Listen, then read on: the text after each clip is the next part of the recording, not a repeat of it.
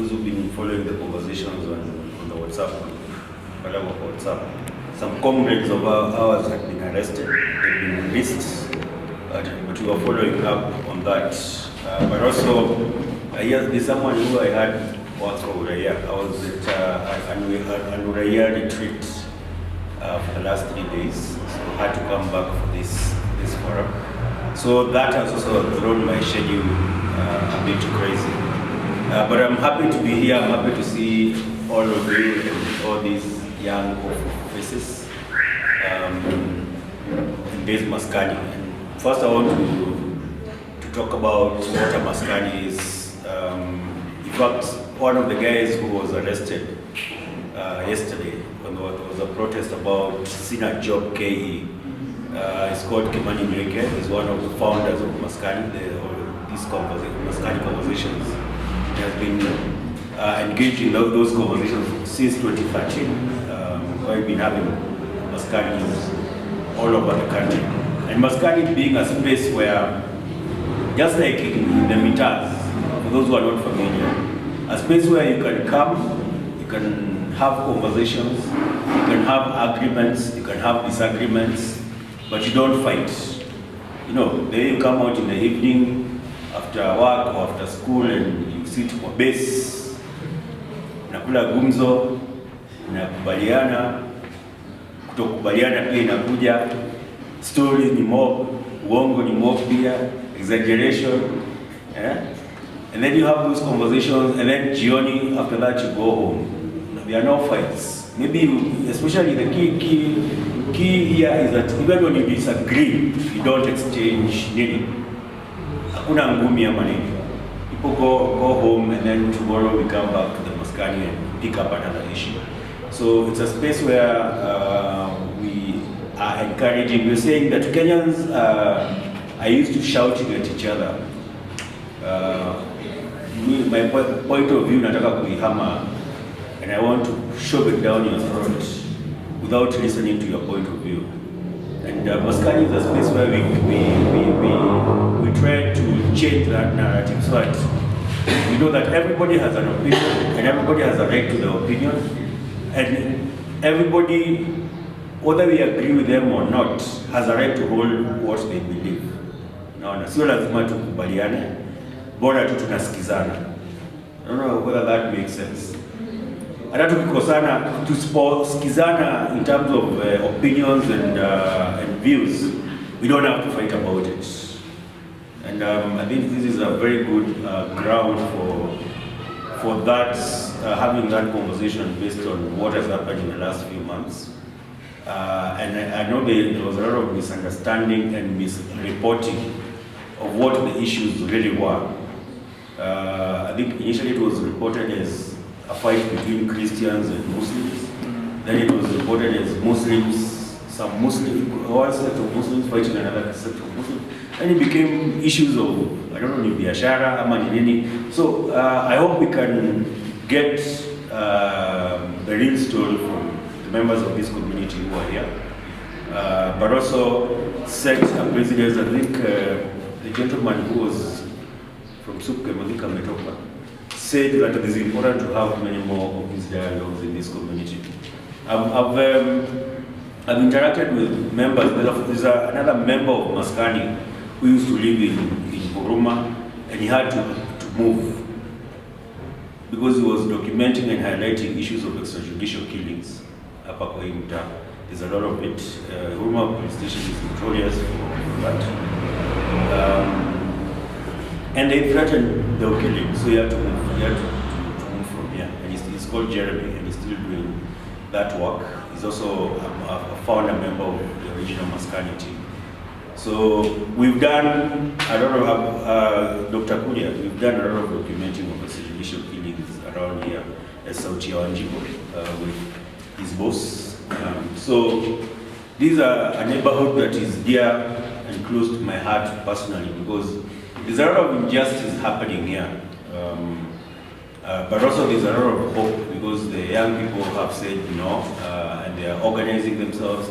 They're trying to find solutions to the challenges that are in this community. So I hope we can have a conversation around those issues, and especially led by by the residents of Huruma. How many are from Huruma here? How many are from here? Yeah.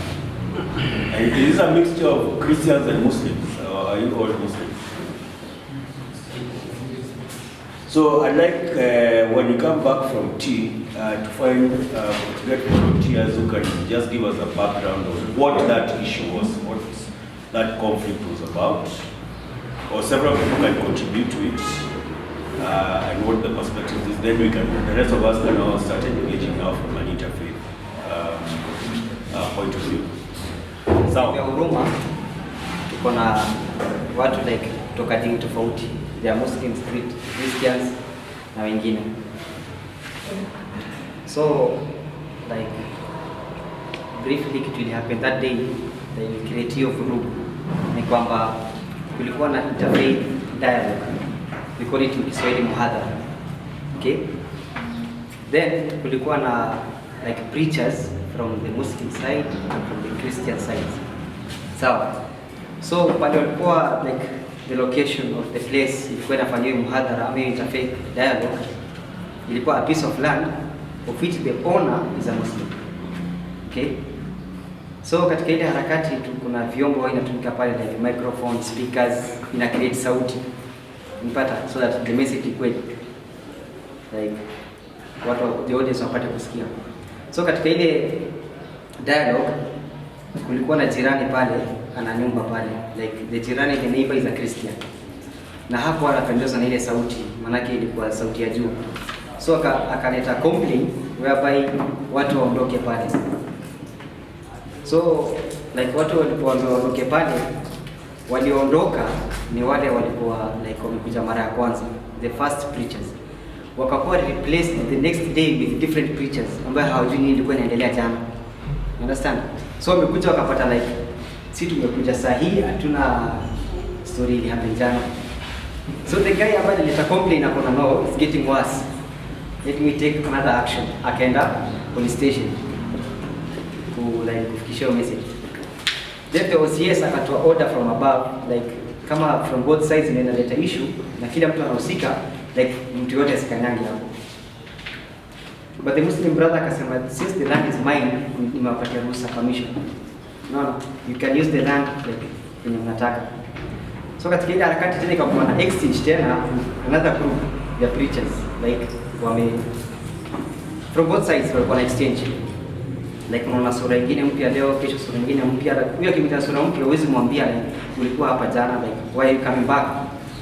So it happened that katika ile harakati kulikuwa na mvutano whereby so miscommunication that is. Mbona mnarudi, mbona msikii, like ni kama kichwa ngumu somehow.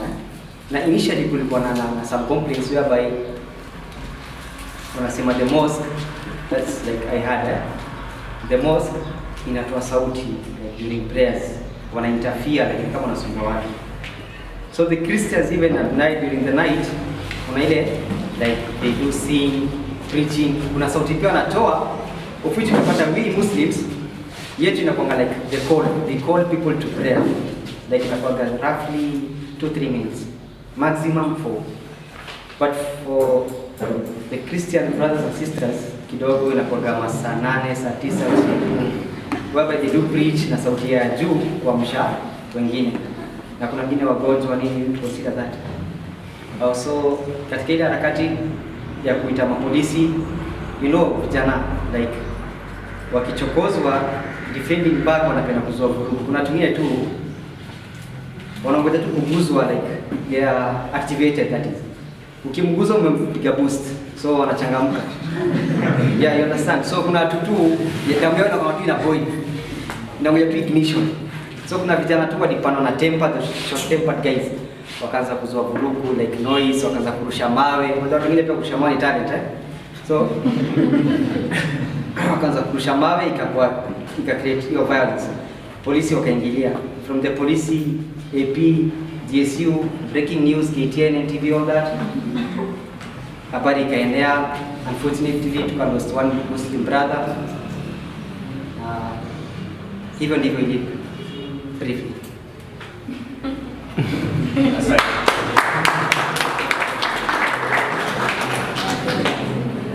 kama ni asubuhi ama ni afternoon. Morning.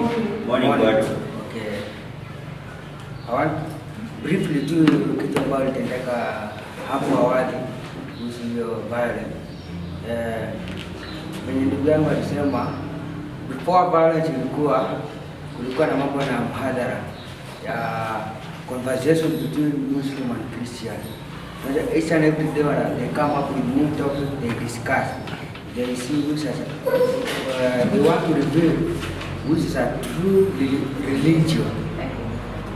So as in that area, so wanasema during at the post nyumba kumi, yani the members of a house there walipeleka report akasema there is a sick person there on a blood pressure, so that noise uncomfortable.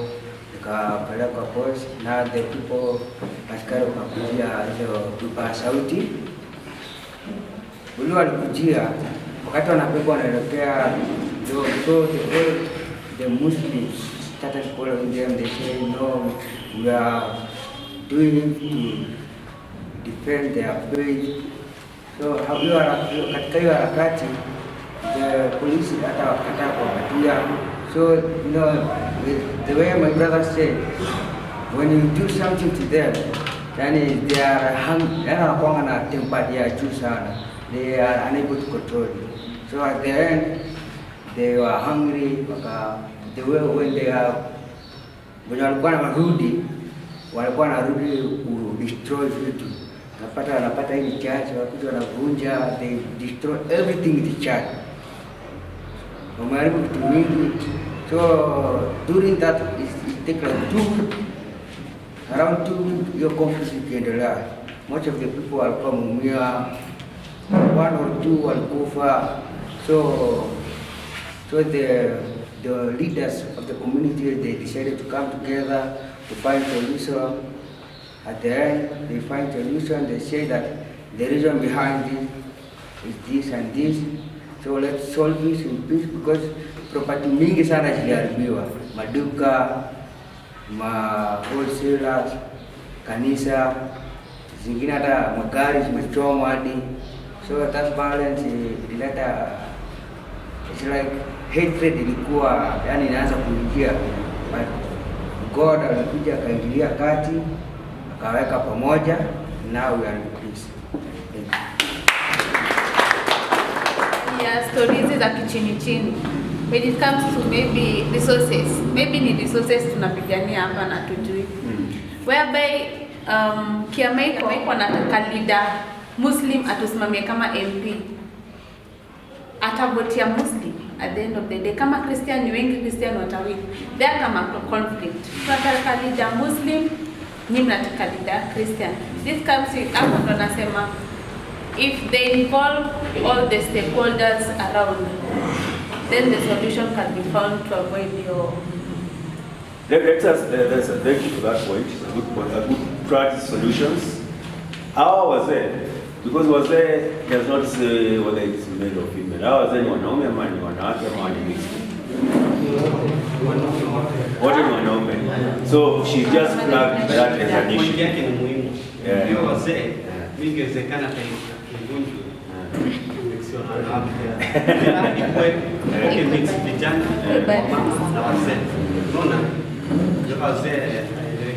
Lakini kitu council of elders has to have elders. Maybe wanawake. No, I'm not disputing what you just said. Maybe we need to change it from the narrative. The narrative from wazee to community. I don't know. Hold on. Let him speak and then talk. Sat down with them, there's no hurry for it. And they could have discussed and dialogue and come to understanding. Because I don't see why there's a need to just come, take their things. There's also taking people's things just like that. It's not what you... Because the question also becomes like, kama ni mimi nimepeana hii shamba yangu, it's private property. When the police are coming there for warrant, on what basis do they get into my property? Na kama I'm making noise for my neighbors, are they supposed to engage me first before taking any other action? And if I kiambiwa punguza hiyo volume, then I refuse to do that, then now they take the next action. Don't that happen? Hayo yote yali happen. You know, so yes, there are also underlying issues, but also maybe the police also triggered it by the way they acted. You wanted to say something? Nani mwingine anataka kuongea? Sawa. I think maybe hatujaelewa bado. As you work in the community, kuna sheria za kuguide information ya nyumba kumi, security committee. Huwezi weka wanaume peke yake, ama hata wanawake peke yake, ama ikose youth. It must have a representation of either gender and either youth. Lazima na ya hapa si siri.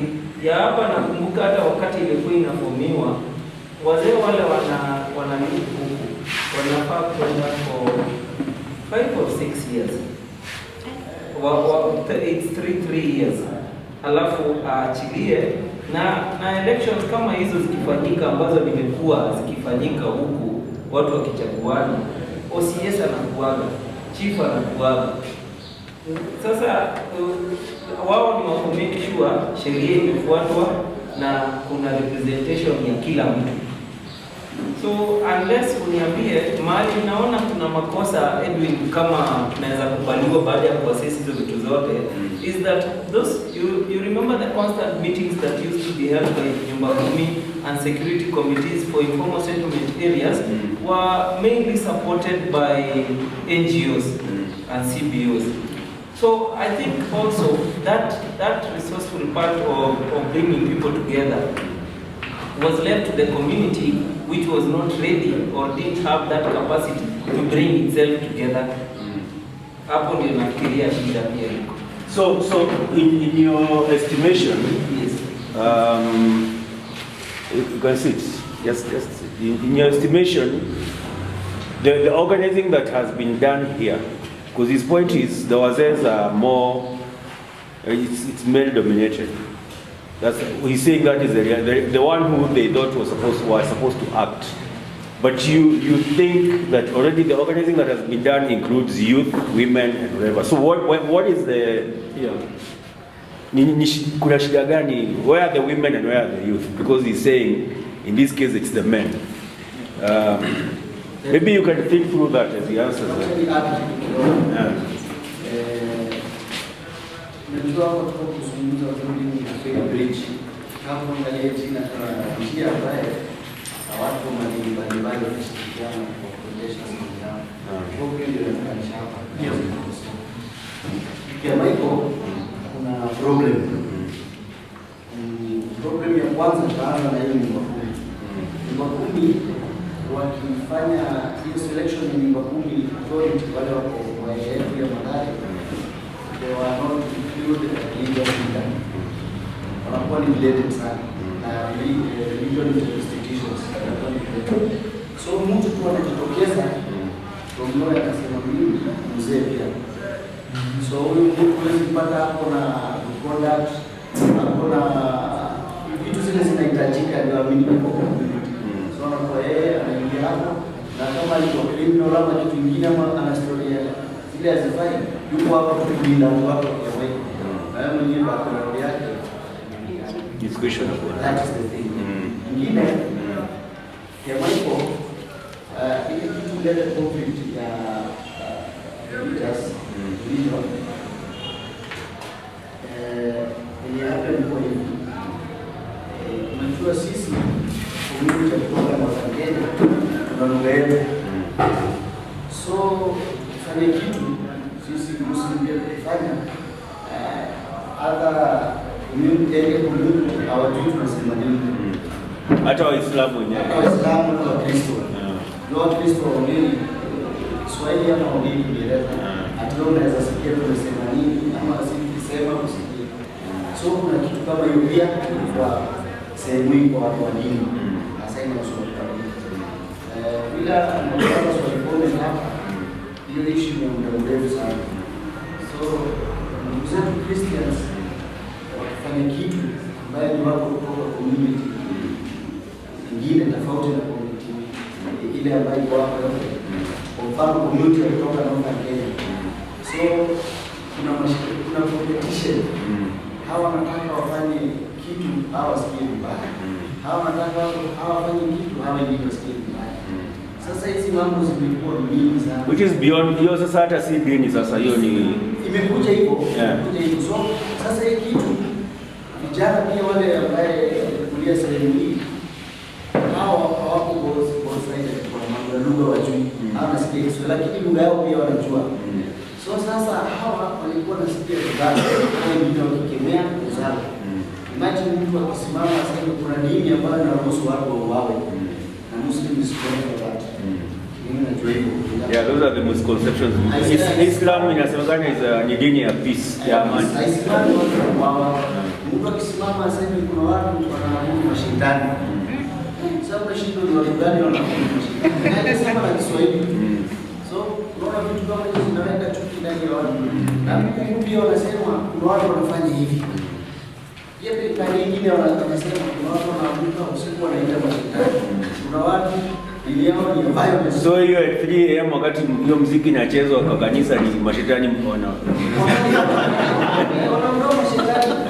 Wanasema waondoke hapa na tunasikia sisi wale watu wanasikia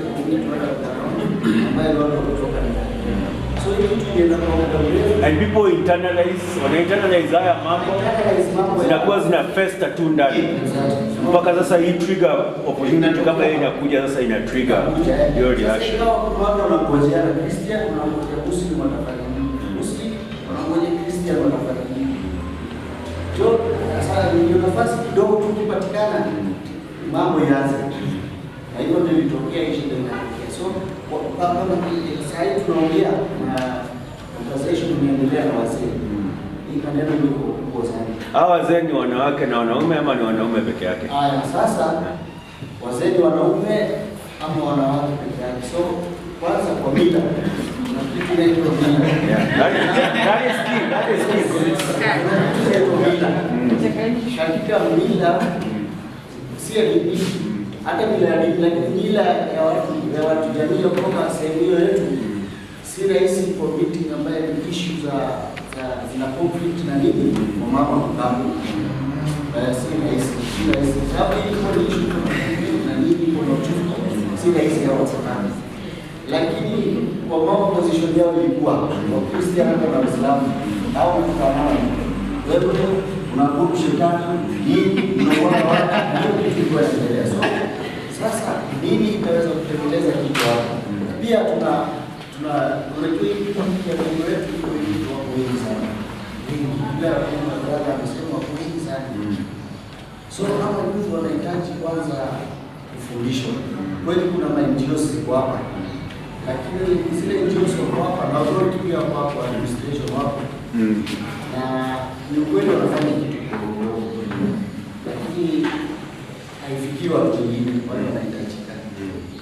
So wanahitaji kusaidiwa hata wafikie watu wote. Sawa? Inafikia nani?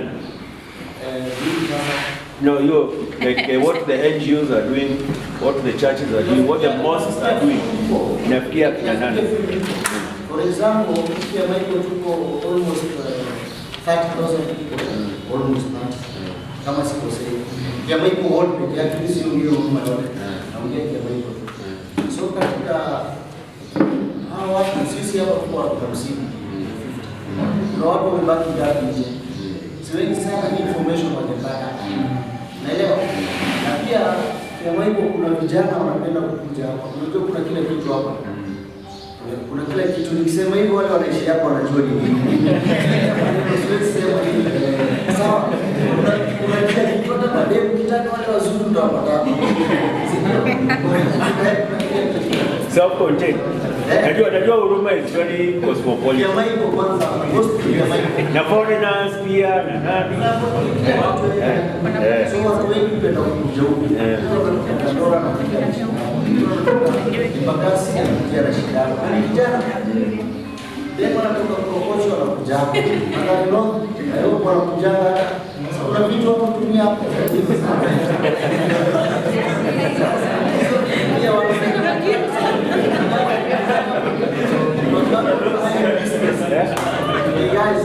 wale pale ni pesa. So kuna pesa pia. Network decadence. It's a center of decadence. Hapo tunakuja hapa pia. Wengine wanakuja kwa jinsi nzuri. Ni rahisi sana kuinfluence vijana wako wakafanya kitu ambayo hawajafanya. Ndio. Sisi vijana wako wale wanaishi hapa kwa Maiko, hakukuwa na mipaka ya kufanya kitu fulani, kupata hiyo kutoka sehemu nyingine, kupata kitu fulani ambayo alifanya. So kuna kitu kama vile hapa kwa Maiko, kuhusiana na mambo ya ile ilitokea hapo na Christian na Muslim, kwa wazee tunaendelea wazee na mpaka kufikia sasa hivi. In fact sasa hivi tuko almost 4 months. Wakala committee wazee wako hata sisi tunashiriki hapo na leaders organization leaders kwa kujara tunasikia pale tumefikia sasa hivi maneno yanaenda kuamuliwa. Tulichaguliwa watu 11 kutoka Christian community ambaye ni jamii tu kutoka Tanzania. Tukachaguliwa watu wengine 11 kutoka Muslim ambaye ni watu wale kutoka hiyo sehemu tu kuna watu wengine wamechaguliwa. Na watu hiyo sehemu pia ni wa Kenya. Na watu wengine wetu kufanya jambo hapa wanasema hapa kwa Maiko ndio shida. Kuna watu wanasema watu si wa hapa. Nataka kuambia watu kama hawa sisi ni watu hapa na tutaishi hapa.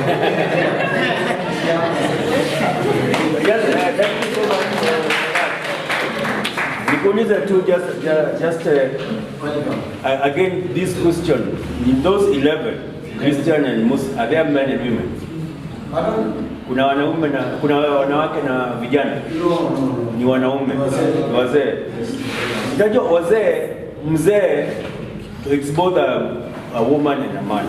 Although we use it for men mostly, but it's supposed to encompass both men and women. And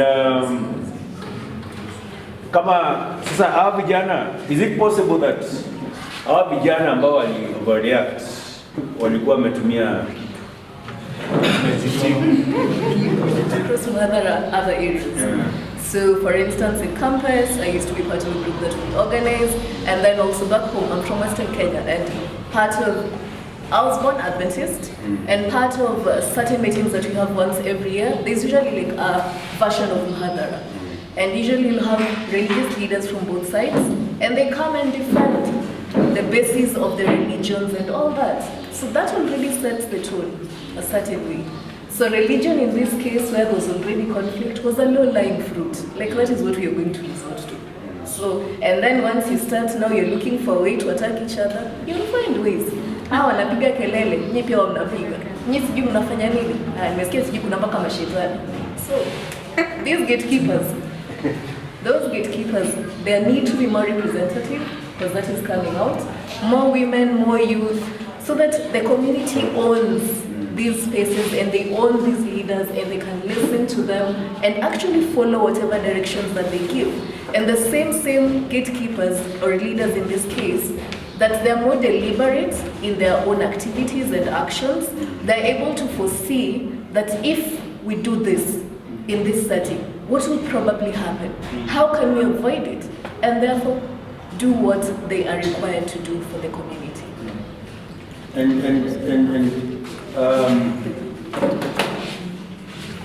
Now moving towards solutions, and from your point of view and from the presentation that you've done, hii issue ya wazee, I don't know whether it's answering your questions. Yes, I was waiting for some of the things that are coming out. Oh, you want to add something? Yeah, okay, sir. Let's do that then. So, actually, just noticed, as he was talking, tumeongelea history ya wazee sana, si ndio? But when ameongea hadi imefika some point, nimeshtuka. He was talking about a community yenye haina inclusivity, si ndio? We're thinking the women are not there, the youths are not there. But in addition, there are actually only 2 communities. Okay, it's like one community. Because ameongelea watu wa Northern Kenya. Where are the representatives of these other people who are around? Of course, kuna wazee, yes, si ndio? But then in this process, ni kama hiyo nini hata ni kama inafaa kwa disbundled na they come up with something new. If we're talking about communities from northeastern Kenya, where are the other communities? there's no representation at all. Na ndio maana I don't think we can actually solve conflicts kwa sababu ikianza hivi itakuwa watu wa Northeastern Kenya and the people around won't be represented. So if you involve the people around, nothing will be done to help them, which is quite sad. Christian churches that are not from Northeastern, they are not targeted. There are Christians around who are not from Northern Kenya, from Northeastern Kenya. They are not targeted. So even the police narrow these issues specifically from a community. That's why the committee came from specific community. I'm a Muslim, but from Nyanza. I wasn't involved in the committee because these issues narrowed from a specific community. So to handle, you cannot say that a Kikuyu has to be in a committee or a woman, because this community work on their cultures. Yes, say. Ikifika ni issues za wazee, women are not involved kama ni issues za security. No, that now makes much more sense. Yeah. Your ego will come out. Now, even beyond that, because now if you go to Northern Kenya, you end up with clan, end up with sub-clan, you end up with sub-clan, familiar. No, so there are issues that are unique to different communities. So that's a very powerful point about. They call it culture. We call it culture that men are the one. Tradition. Yes, the tradition. Yeah. Men are given the responsibility to guide their community. But this comes with these younger, we call them younger men. When there is these older men and younger men, if kama wako kwa hiyo kikundi, are they doing good mentorship to the younger men? Because in this case, most younger men are the one affected most. Most of them are the one dying because of this conflict. That they say, okay, even if we put women aside, the younger men are suffering. So what are they doing to include the younger generation, okay, the younger men to their community? That was it. Yeah. So ukiangalia mkakati itakwambia, ukienda kwa revolution itakwambia kile position ya chief ndio wazee fulani nafaa wachaguliwe, na wazee kuna miaka na experience inafaa nayo na at least ndio kusoma na kwa. Sio mimi nilisema nafikiri nilipitia mbali kwa chapter 11 class fulani. Sio hivyo. Sasa hao wazee baada kuwekwa na hiyo katiba ndio kama system ya nyumba 10 kulipisha wale wazee kama unacheki huko. It is not anchored in law. Yeah. So swali yangu ni okay, umesema wanachaguliwa na chief. Sasa sijasema criteria gani na okay umesema age, hata kama ni the elder, ndio au wenye ati umesema kuna age fulani wanaleta. So madam, very fast. So ni hapo kujibu very fast. Iko hivyo. Katika this election ya nyumba 10 kama tunarudio wana mekuko juu hapo nasema fulani kwa sababu fulani tunachagua viongozi. Wakisema wanachagua viongozi wanaita chief alafu wanaita assistant chief kwa hiyo area. Alafu wanaita mzee yule anajulikana kama mzee ndio kuna influence. Na mzee sasa tuchoreaje village kuna village gani kama kwa Michael hapa kuna village 12. Jana na sababu village zingine. Sasa ni kwa village karibu 16 kwa Michael peke yake. Wezi village wanasema haya ndio kwa election kuita watu kadhaa kupanga. Simudu wake pange election. Ako kwa election kana. Hapo ndio sera nataka kiti atakao siwetu mbona sio kama alafu kwa kitu. Unaweza kuwa 1000 ya wasema cha alafu kwa story. Sasa bali hiyo pesa kidogo twendeni. Kwa hiyo wakachinya mtu. Shaka cha simekuja election afanyika na unaonaje kupatia umse hiyo kitu cha hapo sawa. Kwa nani ndio hiyo bibi hata kwa sasa Sasa hiyo si I think ni shida ya community. Madam.